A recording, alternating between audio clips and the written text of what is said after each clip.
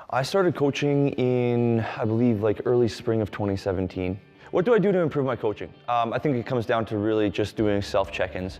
So frequently, what I'll do is I will be dealing with different size groups, for example, and I'll coach the exact same way. I'll try to remember as many of the same cues, as many of the same things as possible, so I can recreate the situation 2 times with, let's say, a larger group and a really small group. And then what I do is I assess and I say, okay, so it worked really, really well with the small group to do this, but it didn't really translate well to the larger group.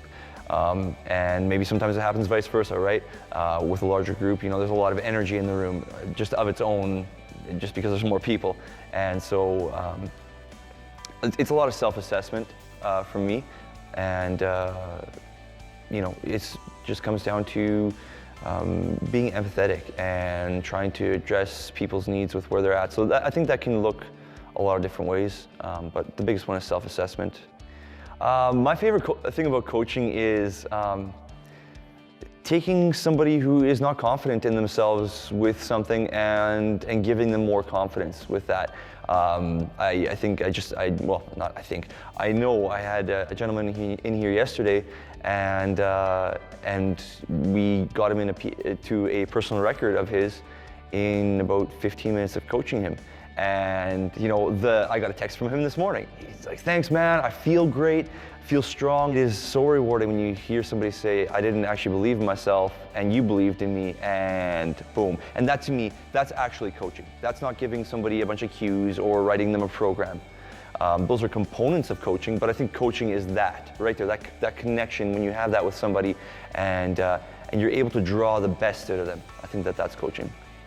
What's my routine when I come in and coach? It's not anything super fancy, but usually I will try and get here a few minutes early, you know, look around a little bit at what the situation is. If I'm doing personal training versus the group training, I'll try to take into account what's happening with surge and small group and where to place where I should have my personal training client. In the room, kind of thing like that. You know, sometimes that looks like coffee. I'm trying to wean off of that a little bit. But then I have a bit of a saying in my head, which is just that you know, I'm not asking for an easy day. I'm asking for strength to face whatever it is I'm going to face.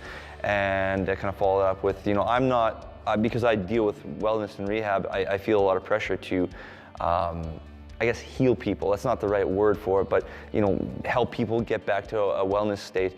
And my belief system is such that I am not the person who does the healing. It's just me being used as a tool. And that, you know, it calms me. It gives me a little bit of relief when I feel some pressure to try to alleviate everybody's problems, or not even everybody. I don't know. Just it's that type of thing. That's kind of what I recite or rehearse in my head before I go onto the floor. So yeah.